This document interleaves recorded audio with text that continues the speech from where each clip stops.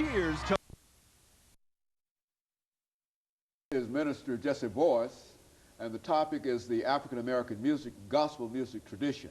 And of course, Minister Boyce, let's have you to continue our conversation, but at the same time to recognize that there are a large number of young people who would like to become involved in the music profession. And I think your career as a publisher, as a writer, and of course as a singer having a gold record and etc., it indicates that you got a lot of information. And let's sort of share some of that information with them. What if they wanted to become involved?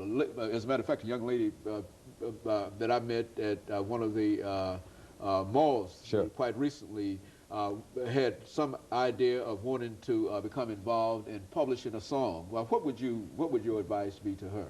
Okay, just to sort of get her name out there and to get somebody to listen to her music, and what are some of the steps? Well, some of the steps that I would think are to put together the right presentation of her song, whether she's able to sing it or to have someone else to do that. It does not have to be full blown. It can be with a piano or a guitar, so long as the substance of the lyrics and the melodies are there.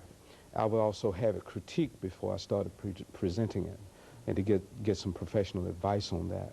I would also get some professional advice as it relates to setting up her own publishing and becoming an entrepreneur and learning the business side of the music industry, because we are pretty much like in my book that I'm working on, which is entitled Black Music in America, the New Cotton Field.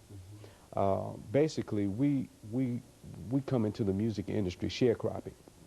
We come in offering our services, our assets, which are our music, our instrumentation, everything that we're able to do, and we give it away. And we go into business with major entities who just see us coming, and their expectation is that we're going to first of all give up everything.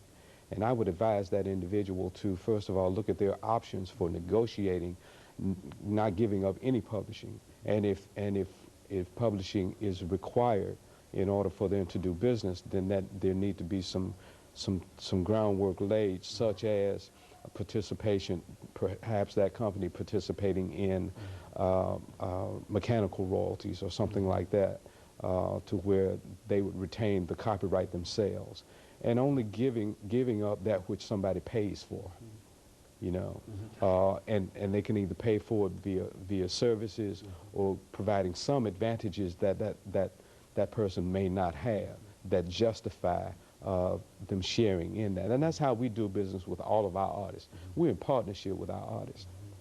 We don't take their publishing. And plus, we teach our artists the business. We teach our writers the business. Everybody at our company, of the Arise Group, is in a learning process.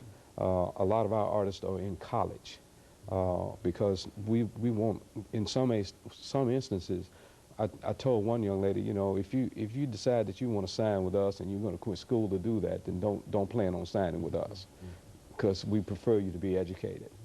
But to better understand the implications of music industry, we do consult, and I can be reached at the Arise Group at 615-321-3911. I do consultations for a fee, and the information is very valuable, so we put a price on it, but at the same time, you're going to pay a whole lot more if you go out there and get ripped off. You know, as a matter of fact, I think that has been quite common. Yes. In other areas of music, and is that the same in gospel music, which is to say artists come along with songs and they'll sing, and very much somebody else will end up with the rights for those songs, and the artists end up without anything, almost a pauper before the... very much so. Talk about that, how that happens. Well, for instance, we have some major artists out here, and I'm familiar with some of their agreements.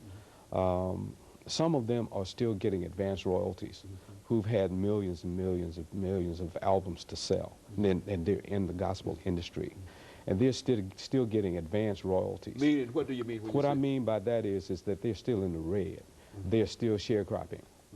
They have not understood that you get to the point that you become either the record label yourself and the publisher yourself, and you use some of that money to get yourself off the plantation, because you are still there if you're still getting advanced royalties, and you never get out of the black, because the labels inflate the cost of marketing when they're outsourcing the marketing to independents. They inflate the cost of publicity and promotion and all of that, and it's charged back to the artist. When you do a campaign or go out on a promotional tour, the first one is always almost free. And then when you actually get to the point that you are selling and you do have a record out, then you have to make your money on the road. That's why a lot of the older artists are still on the road instead of sitting on the island somewhere or owning an island, because the record labels retain all the rights to everything, the rights to the masters. Everything is retained by them, so that keeps you in the cotton field. That keeps you still trying to make up that bail that's still not satisfactory to the owner of your music. Would this be a right development? For example, if an individual has a song that they've either written the song or can sing the song, and then they go to a publisher, the publisher will give them what you call an advance royalty. Or they'll put them on salary. Promise them $10,000 for that record, and of course they're paupers almost to begin with, and they will basically sign anything to get some kind of contract. And then they'll have the master of that particular record. And, and not only do they retain the masters to it, but they cross-collateralize their royalties with all of the other agencies where sources of funds come. For instance, if you're signed with BMI or ASCAP or CSAC, that publisher may cross-collateralize any funds that you may have coming from any of those entities, which is totally wrong. You know, they should only receive that which they work for.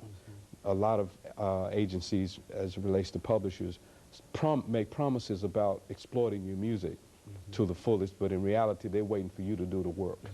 And if you don't do the work, they drop you, and they keep your publishing, and that's wrong. You know, there should be limitations as to how long that publisher retains your publishing, where if there's no activity on it, then there should be a buyout, or there should be a signing out of that agreement.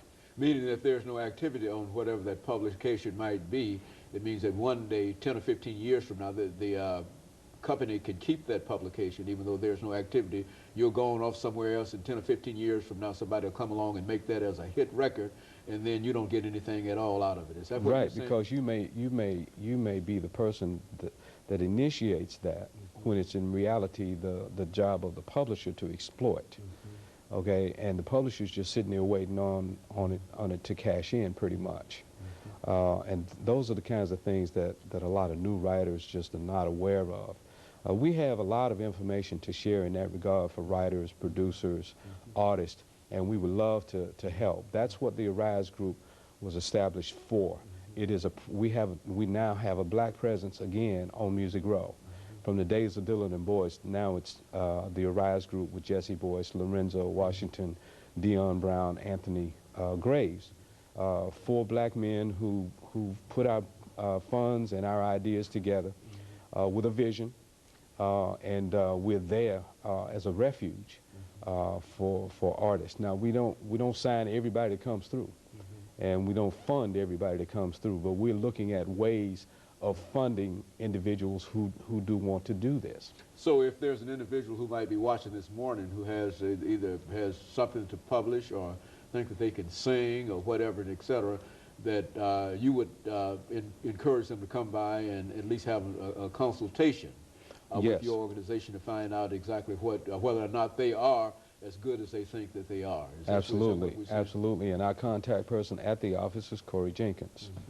And Corey is there to also help these young people set up their businesses as well, because they don't think about partnerships, they don't think about corporations, etc. We also have that aspect available as well. Very good. And a studio.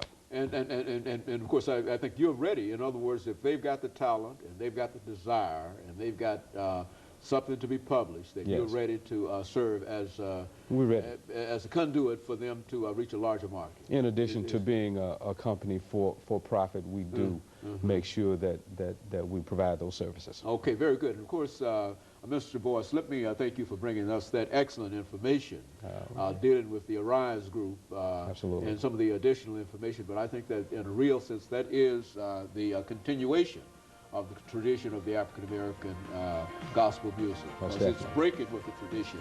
And of course, let me encourage our audience to tune in again next week for another informative edition of Comments. Thank you and good morning.